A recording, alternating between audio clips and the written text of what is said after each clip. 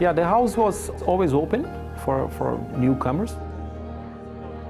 People start to come. We never invited anyone to come. Just open our hearts and our doors, and people were coming, and the group started to grow. 100% organic, because we didn't plan anything, right?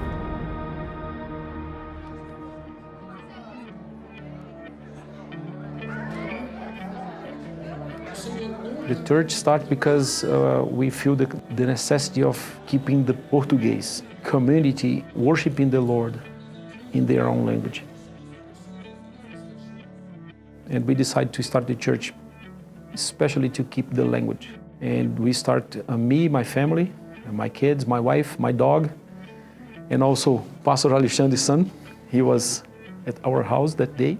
And I remember that my son came to me and he said, "Dad, we are here, we love the Lord, we have YouTube to have some worship, and we have a Bible, we can have our own service in Portuguese."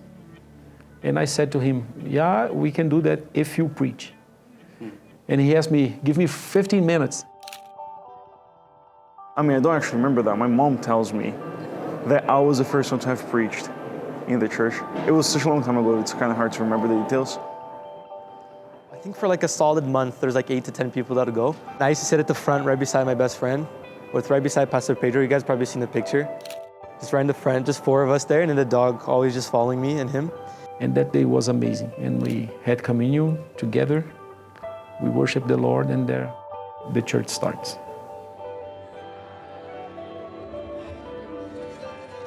We spent less than 1 year in that basement. We realized that was so many people and so many cars parking in the streets, and wasn't good for the neighbor.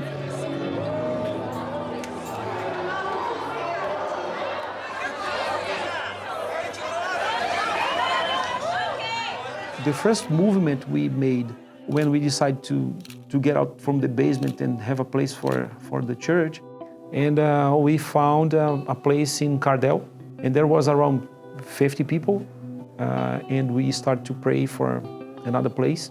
And I remember that my wife and other ladies, they stayed in the parking lot. Praying for this place, praying for an open door.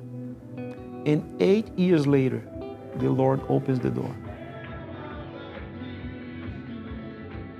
We are immigrants, so newcomers. People, when they came from outside country, they decided to be here. They need some kind of a relationship with the same culture, but at the same time, they need to be inside of the new culture, Canadian.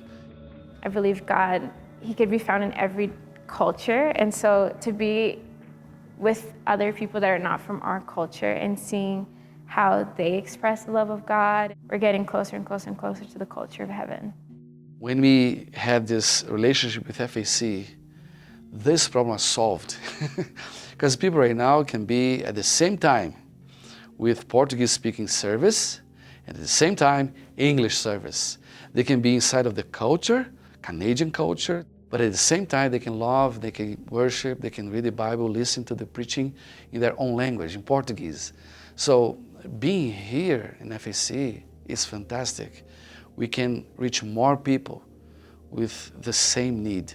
You are a new immigrant, you don't know a lot of people, so the best way to have a good community is to serve somewhere, so best way to serve is in the church. For me, my family in Canada is my family in the church. I describe a church as a table where we sit and where we are together. We have communion. We know each other. We know that we can count one another. This is our family, right? So we don't have family here. Simply they are all in Brazil. And my family is the church. And we want to keep this DNA as FAC Português. Yes, I would add also, Pastor, I was seeing the movement from the Lord to our church. The church started at the basement down there, and then go outside to Cardell, and then went to a church, SGA. From there, we were in Delta Hotel, and the name is so interesting about Atrium, the place where we have intimacy with God, right? Atrium. And then God directed us to harvest rooms. This is our excitement. So we are seeing this, and I know for sure a big harvest is going to come. We are here for that, and God brought us here. So we are expecting for this big, big harvest.